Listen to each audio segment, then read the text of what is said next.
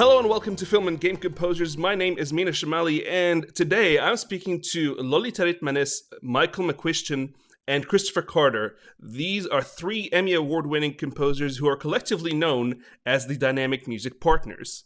Now, together, they've been creating music for animated superheroes since the dawn of the 90s. We're talking Batman the Animated Series, Superman the Animated Series, Batman Beyond, Teen Titans, Justice League, Spectacular Spider-Man, Ben 10, Batman the Brave and the Bold, New Teen Titans, Young Justice, and Avengers Assemble, among many other projects and non-superhero-centric entities.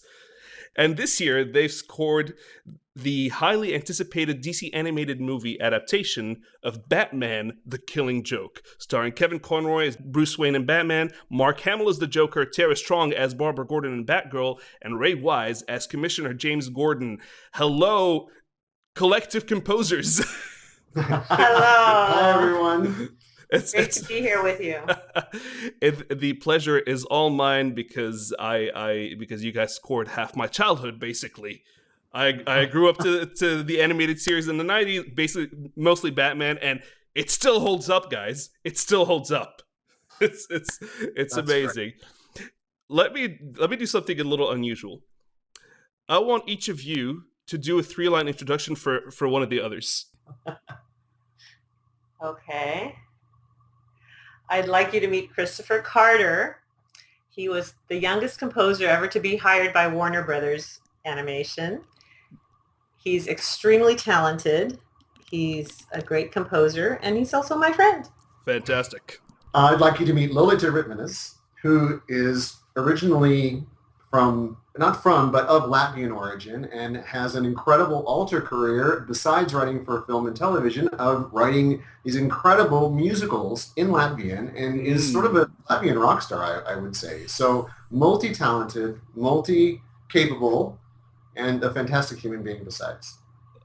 And I would like for you to meet Mr. Michael McCuistion, who is a fabulous, talented composer, and somebody I actually have been inspired by. Both of these guys actually have been inspired by for many, many years. Michael plays a wonderful piano and clarinet, and will tell you everything you ever needed to know about travel by train. That's fantastic. And already I've heard some new stuff I haven't heard yet, which is which is incredible. And so you guys have been working on superheroes since the 90s. You originally worked with under Shirley Walker's shall I call it Empire of Composers? Or you are the Empire of Composers. That's better than stable. Yeah, we hear stable. No, so it's pretty amazing, because apparently Batman the Animated Series was your first major composer credits for all three of you. It was my first job as a composer. That's quite brilliant. And you guys, as a result of already working together, decided to come together and form the Dynamic Music Partners. Tell me a little bit about that. I think the biggest reason we did that was because we were competing for the same jobs. We were often working on the same jobs, and we decided it would be better to join forces and have a more organized way of going about this, and also to have a situation where we can hopefully enjoy a better quality of life by, just like doctors are on call. We could have two of the composers on call, and one composer can actually maybe spend some time with his or her family and relax a little bit. Lately, that hasn't been happening as much as we needed to happen with all this stuff going on, but it's been a great thing to have not only partners in the sense of the business aspect of it and just sharing the work, but also creatively to be able to be inspired and motivated by each other. I know that we all really are each other's biggest fans, and it's hard to really kind of just lay low and just phone it in when you have two other composers that are not going to phone it in. So we're always on our toes. So that's kind of a long answer, but that's the biggest reason, I think. I think it's a great answer. It's pretty cool. Do you guys kind of pitch for projects as a trio? Yeah, I mean, as a trio of three people, that is, not as dynamic music partners. Oh, okay. Yeah, no, and we're always credited with our names. Dynamic Music Partners is just kind of an umbrella that we operate under to make things simple for the people that we work with. Yeah. Because it can be kind of complicated when you're talking about 3 different people that are all working on the same thing. Who do I call for this, and who do I talk to?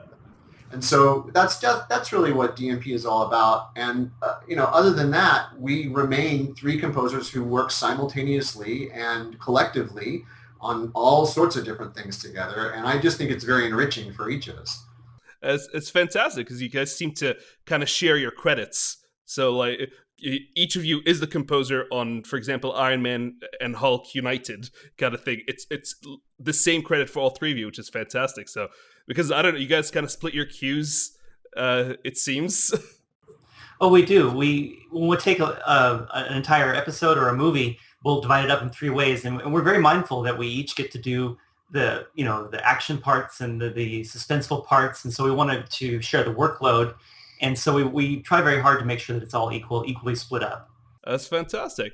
And so far you've scored superheroes and especially Batman a number of different ways, depending on the adaptation. Is there still specific expectation of what the Batman sound is or what the superhero sound is? Considering like you've done the animated series, Batman Beyond, and The Brave and the Bold. It's so I guess is there still the same kind of expectation? I think there is an expectation, but it's flexible within the show because every show that we do, we want it to have its own sound, its own kind of unique signature. And for instance, when we did Young Justice, there's Batman in Young Justice, but really the whole show didn't have any kind of a sound that you'd correlate with Batman the Brave and the Bold. Yeah. So it's more developing a signature sound for the project we're working on, and then then it comes down to the storytelling and how's the music going to tell the story in the way that the filmmakers want. And you've always had access to live orchestra and live musicians since Batman the Animated Series by the sounds of it, because I remember hearing that the animated series was one of those projects that got orchestra for almost every episode. Every single episode, yes. Sorry, yeah, and apparently that wasn't necessarily common especially for a lot of animated projects. That was a time when Warner Brothers was actually making sure that the shows did have live orchestra, because also not just the action shows, but the comedy shows, Animaniacs and Pinky and the Brain, they also featured a live orchestra. It's a smaller size, more of a chamber orchestra kind of thing, but it was all live musicians. Yeah. And I'm guessing it's your relationship with Bruce Timm, who's the co-creator of, it was basically the big head honcho of the DC animated universe. That's what kind of brought you back into The Killing Joke, I'm guessing. I think that we kind of had a little break from working with Bruce. He was working with some other, and still does work with some other very, very talented composers, and we were busy doing other series and shows. And it really was a great feeling to reunite with Bruce. We first reunited with him on there was a Batman Beyond short that came out last year, right? Yeah. That was the first thing. And then now with The Killing Joke, I'm not really sure if we were brought back primarily because it was kind of in a little bit in the style of Batman the Animated Series, or if it was largely because of this song that's in the movie. And we have definitely we've been getting quite a bit of attention for the work we do with songwriting and the fact that we had done that big musical that starred Neil Patrick Harris, Mayhem Music Meister. So I have to say that when we got back together with Bruce and we spotted the film and we started previewing music, it really, really felt good. And I know for me personally, it's been so many years of having Bruce Timm in my life somewhere, like in the back of my mind or in front of my face or wherever. He's such a large personality that it was very satisfying to actually feel my own personal maturity level. And I was able to actually handle in a better way collaboration on this kind of project, just because I've grown up a little bit since the days of Batman the Animated Series when I was just this kid working under Shirley. So that was my personal journey. So I really enjoyed it. Well, I mean, it was kind of like Old Home Week, really, with Killing Joke, because so many people came back. And I mean, there was Kevin Conroy, who played Batman, and there was Mark Hamill, who we worked with on the song, who played the Joker. And It's funny, I had never met him, and I don't think any of us had ever met him, but yet we had been working with him for 20 years because we heard his voice always, and that's all we have when we work. in our studios, we have the picture and then we have the voice actor's voice, and that's the only sound we hear. And so it was kind of wonderful in a certain kind of way. And I don't know, there was an ease about it. And we already had our shorthand set up with Bruce with our communication for figuring out what the music should be and how it should go. And after all, he was the first person that we worked with because it was our first job. So, I mean, there was just something really poetic and wonderful about it. Then when we did the recording sessions, we were able to bring back many of the musicians that we had worked with us on the original Batman animated series. The orchestra was recorded by the same engineer that we worked with all the way back then. Shirley Walker's son, Ian, was our principal double bass player. Wow. And it really definitely felt like Old Home Week for sure. That's brilliant. And so The Killing Joke, it's based on the 1998 graphic novel of the same name, and it takes a journey into the dark psyche of the Joker, of the Clown Prince of Crime. It's kind of like a Joker origin story, but a present day story that had real consequences in the Batman universe. It's a really intense story. I'm guessing in preparation you read the original novel? Yes. Yeah. So the film is based on the Alan Moore and Brian Bolland novel, but it's written by Brian Azzarello, who had his own Joker graphic novel in 2008, which was even darker than The Killing Joke. Did that kind of affect how dark this adaptation went? I mean, you could talk with the filmmakers about that. I'm not familiar with what you just said, but I mean, they certainly might have been influenced about it. I don't know.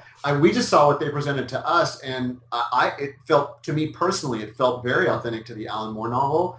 And I just felt like the adaptation really seemed accurate to me. I'm no authority on graphic novels by any means, but the feeling of it seemed the same.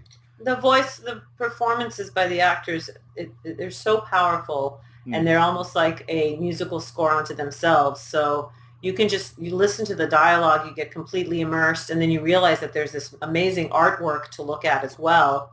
Yeah. And hopefully we add something that even takes it to another level. So, yeah, the fans, I'm sure, will have all sorts of analysis once they see it. I can't wait. Yeah. I think. Maybe I can wait. We'll see. No, I think we will. Yeah. As if you couldn't tell, I'm a fan. I'm a massive fan. Like, literally, I grew up drawing Batman and the Joker. Actually, I grew up drawing the Joker. I always drew the Joker when I was growing up. I'm sure that means something. Sorry? I'm sure that means something. Oh, yeah, it means I'm a psycho.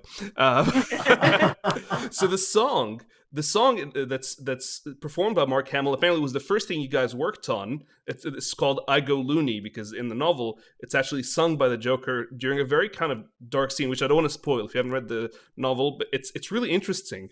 And you guys all three had written it. Was this kind of adapted straight from the lyrics in the graphic novel, or did you also have to expand on that a little more?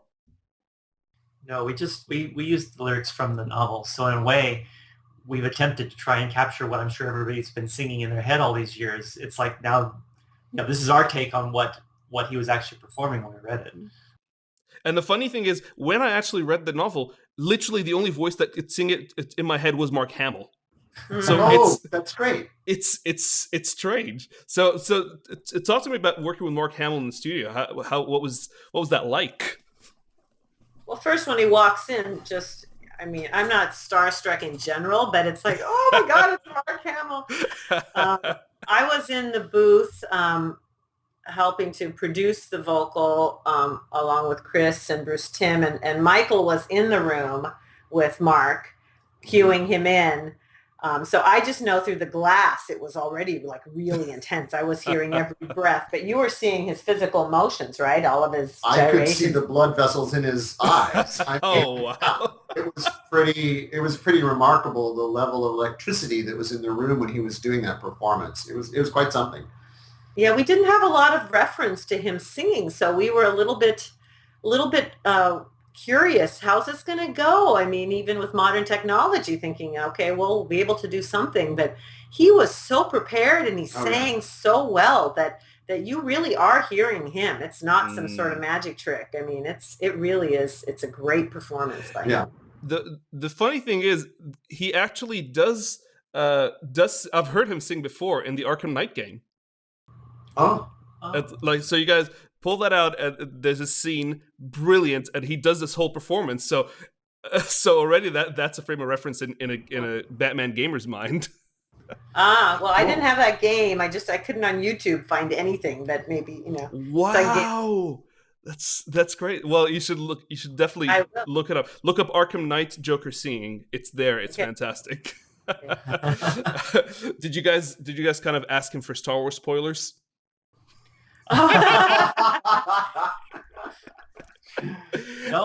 I don't remember where they were in the production, but he actually didn't have his beard at that point. So oh, wow. I don't even know that we were thinking Star Wars at all. I mean, we were thinking Star Wars, but we didn't think we wouldn't think to talk Star Wars. Because you guys did this like way before, because you recorded the orchestra in November last year, and so you recorded Mark several months before that. Right. So that was even before Force Awakens hit theaters. Anyway, so the score. What was your approach to the score? I mean, you've brought back the musicians from the animated series. What kind of particular approach were you asked to do, or what did you embark upon? There was a lot of room to breathe and to get into the heads of these characters. It's not about, oh, here's the bad guy, sing the bad guy. Here are footsteps. None of that. It's very cinematic. It is. I don't think it's any different if it were live actors and big 70 millimeter. I mean, it is very cinematic in scope, very cerebral. We had a lot of strings, so I know that drawing on the great masters, I certainly was hearing Bernard Herrmann in my head. But also with some contemporary elements, some sound designy things, also some little bit of jazz, little bit of jazz for some of well, I can't say what kinds of scenes, but for a certain type of scene within the film. Yeah. There was just this incredible introspection to the whole story, and I think when we were thinking about how do we want to use our musical resources, where do we want to have the impact come from? I think we all felt that strings was probably a really good foundation for the score because they're so versatile and because they are so, I feel like they have a really internal sound and they kind of have a very sort of, I don't know, a very intimate and internal sound. And this is a very intimate and internal story. Yeah. And I think also when you're talking about, jazz, that can also be very introspective and very internal. And, the approach for the whole score was just echoing the feeling of the story itself. And you couldn't, I don't feel like you could do this kind of a story within the context of any kind of a series or anything like that. It's just too broad. Yeah. And so it really needed the time to let the scenes develop and let the cues develop. And we took our time. And there were scenes built in for music. So, when we saw it, there were shots that we knew. Those shots were there specifically to let the music say something or say nothing or let you figure out what it was trying to say. And those moments are the important moments in the story, Yeah, I was reviewing, this is now the soundtrack is released on Lala Records as well as Water Tower Music. Yeah. And I remember I was in the airport. I had to review the master recordings, and I had my noise cancellation headphones, and I was listening to the entire score, and it really is. It is a very cohesive listen all the way through. It puts you in a total mood. It's not like it's going to totally freak you out or anything. It's just it's very introspective. There's some strong thematic material in there, but it's I'm very proud of the score. I think these guys and I'm proud of my own work. I think it's worth getting the soundtrack. This is definitely one of those that I would urge our fans to pick it up. Yeah, if you can. Oh yeah, for sure. I'm looking forward to this because the level of score I've heard in the DC animated movies in the last few years has been just phenomenal. Maybe it's like they've been doing this since the last 9 years, specifically this slate of movies. Starting with Doom, I think it was the first one. But yeah, it's quite brilliant, and I'm sure like it's really cool because I feel that you guys have an old school sensibility from what you've done, but that's developed over time as well. And I feel like you'd be well in tune with what's happening today as well, because wasn't that part of the part of how you guys did Batman Beyond, is like, you were challenged. It's like, oh, you guys are the orchestral guys, you guys are the old school guys, that you're not gonna be able to do it. And Shirley's like, no, we're gonna do it. So I feel like you continue to carry that, which was quite amazing. We're just in this constant state of evolution. And fear. Well, it's, and then the expression of, we want to hear something like we've never ever heard before. Oh, that's always Lord. a good one. So. And what I find interesting is, so what's been your relationship with music technology as the years have gone by? Because I imagine that back in the animated series days, you were probably doing a lot of pen and paper score kind of thing and orchestrating for real instruments, and samples weren't necessarily as common. Although I did spot like one Symphony of Voices sample. No, was it Symphony of Voices? It was like the Morte Adabo one. Morte Adabo, whatever it was. It's like guilty as charged. I was like, but that was like right after I started doing this stuff, and I'm like, oh, I hear it. It's the thing I have in Omnisphere.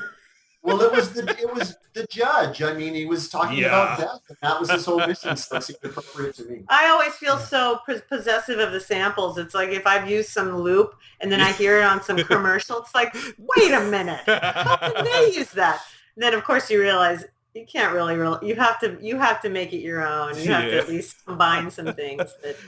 But Chris is a technology expert, really. Well, I was going to say that we have had to constantly evolve. We all were trained, with traditional methods. We all sit and work with pencil and paper at the piano.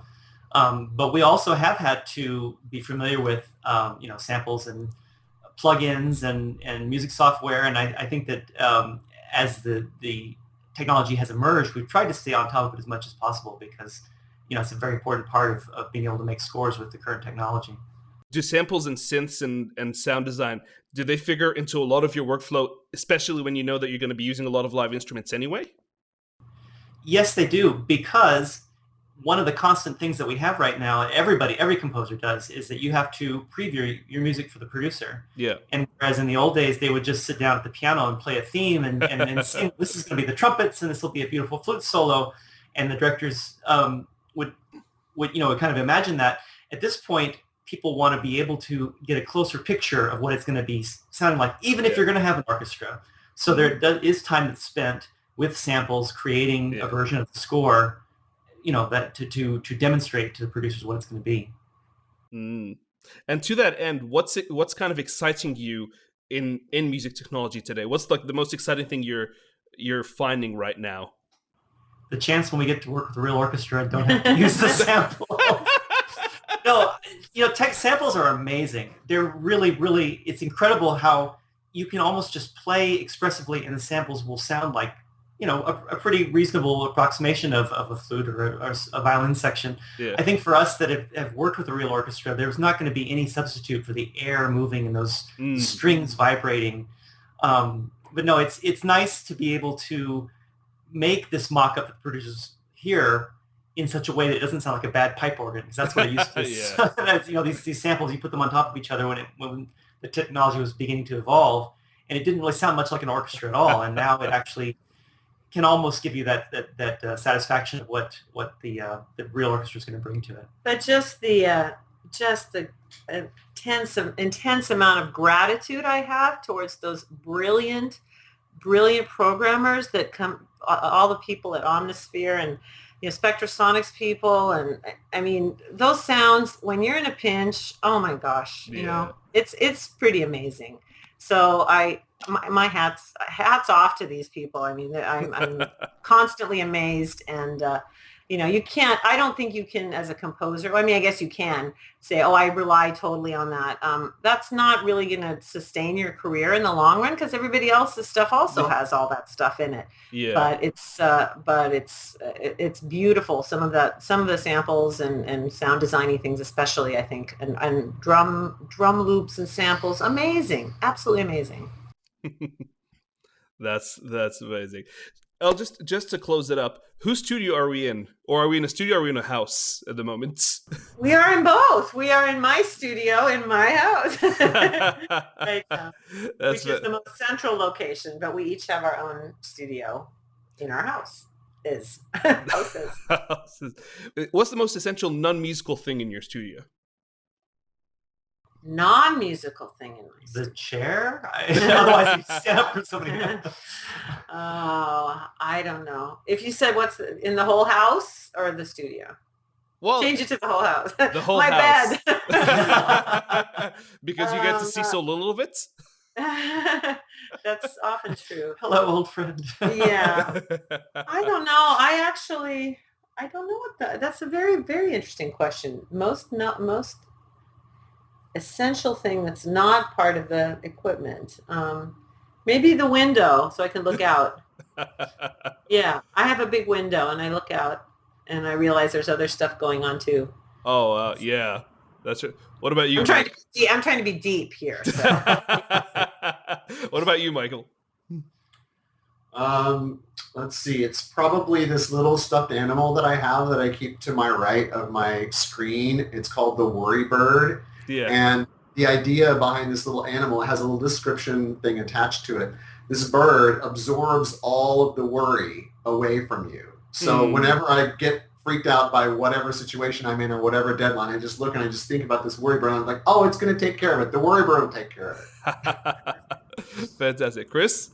I think that the most important non-musical thing I have is actually a couch in the back of my studio that I can take naps in. But the reason that it's important to me is that I can actually step back and kind of get some different perspective. Because I think too often when we're sitting right in the middle of our, the music that we're trying to create, it can just kind of get overwhelming and you lose focus, and be able to step back, sit in the back of the room and say, okay, now I have a bigger picture. That kind of helps get me recentered. It's kind of philosophical in a way, but it does help. No, that's fantastic. I'd like to let you guys leave us with one last thing. There's a generation of composers that have grown up to music that you have written with Shirley and Harvey. And as a result, they want to do what you do. And, what Christopher Drake does and what Frederick Weidman does and what Blake Neely's doing right now. What would you leave those people with? What could you tell those people who are pursuing that kind of, basically, who want to be you? Well, I would say that they should follow their dream, even if I'm encouraging our own competition. If you have a dream, it may seem like an unreasonable one or an unattainable one, but I think all of us, Shirley helped us realize that we could follow our dream, and we want to try and help encourage that too. It's important to, go out there and achieve what it is that you're wanting to do. I would tell them to nurture all different parts of their life and not just their career, because life is very short. And I think it's wonderful to pursue a career and pursue work that you love. That's great. But be sure and nurture other things, family, friends, people that are close to you. Nurture those things right alongside. Oh, those are all really good things to say. I think for me, I think that I would ask, is this something you really want to do? If you really want to do, if you feel like you have even no choice in this because you have a burning desire to be a film music composer, then you will do it. But it takes a lot of work, and it takes even more work in the non-musical realm, as in meeting people, networking, getting to know more about what filmmakers know about, being able to converse properly with filmmakers and editors, understanding what's going on in the world, being mindful of remembering people's names, all that kind of stuff, keeping records, making sure you know what projects are coming up, what things to submit. I mean, I could literally go on for 2 hours rattling off all these things that have nothing to do with sitting down at your keyboard or wherever and writing the music. So maybe test the waters with that kind of thing, because that's going to be a lot of your life is going to be that, not just writing the music. And if you like that as well, and if you're good at it, and if you just basically stick to it, you will carve out a career for yourself. It's not easy. It takes a lot of hard work. Even after all these years, we're all kind of in one big boat together. So, if you're going to join our boat, you're going to have to paddle really hard alongside us. Just otherwise you're going to we'll kick you off. That's basically what it is. You will be banished from the island. You will be banished from the island. Yeah. Our Wonder Woman has spoken. Yes, indeed. The sage one. It's actually, I do find it quite incredible. The composing world, we don't have nearly enough women who are prominent in it. So to think that to know that the sound of Batman that we've grown up with has been nurtured by women is amazing. It's amazing because you guys are just badass. It's amazing. We're badass. And if anyone's in LA on August 19th, come and hear some badass women at grand performances. We're going to be doing Shirley's Mask of the Phantasm. And also Justice League, Mystery of the Batwoman, and Superman. I'll be doing a little bit from that. And we'll have 18 other women composers. All Estrogen Festival. No, it's called the Alliance for Women Film Composers. It's a free concert with a full orchestra downtown. So, but we have some Comic-Con stuff. Do you already have all our information as to where people can find us? Because we love meeting our fans and talking to people. I can definitely put it up if you want. Yeah, I mean, we're getting ready to go down to San Diego this weekend for San Diego Comic-Con. On Friday, the 22nd at 1 p.m., Mike, Lolita, and I are going to be doing a panel called I Love That Song, Composing, Scoring, and Singing Superhero Style. We're going to be joined by James Tucker, who is the producer and creator of Batman the Brave and the Bold, as well as he's worked on many of the shows we've worked on, as well as one of the lyricists with Michael Jelenic of Mayhem of the Music Meister. Yeah. And it's going to be moderated by Ann Cesari of BMI and Chandler Poling of White Bear PR. And we're going to have a Q&A. We'll have some cool giveaways. Yeah. For people. Friday night is the world premiere screening at Comic-Con of The Killing Joke. Yeah. And that's going to, our panel's in room 28DE at 1 o'clock on Friday. Then at Saturday, we're going to be at the La La Land Records booth on the show floor at booth 4536 at 11 a.m. And we're going to be doing a signing event there where we'll be signing copies of all the new soundtracks that are coming out, which is The Killing Joke, Justice League. It's a 4 CD set of Justice League, Batman the Animated Series Volume 4, Lolita's Batman Mystery of the Batwoman score, and they might have some other things. And if you're there on Saturday, please come out and say, hey, we'd love to meet you. Yes. That'll be amazing. You heard it here. Anything else you'd like to plug? Or is that because just come to our website and we'll keep you posted, or follow us on Twitter and Facebook and all that. DynamicMusicPartners.com is our website. And Facebook, Dynamic Music Partners. Twitter is more complicated. Dying Muse Partners. Yeah, Dying Muse Partners. So. Beautiful. Thank you for having us. Thanks so much. Thank you guys, and 10-year-old me is still in disbelief, so I'm serious. This has been amazing. Thank you so much. Awesome. Well, you guys have an awesome rest of the day, and I hope you have an amazing weekend at Comic-Con, and I look forward to seeing The Killing Joke. Yeah. It's going to be amazing. Okay. All right. Thanks so much. Toodaloo.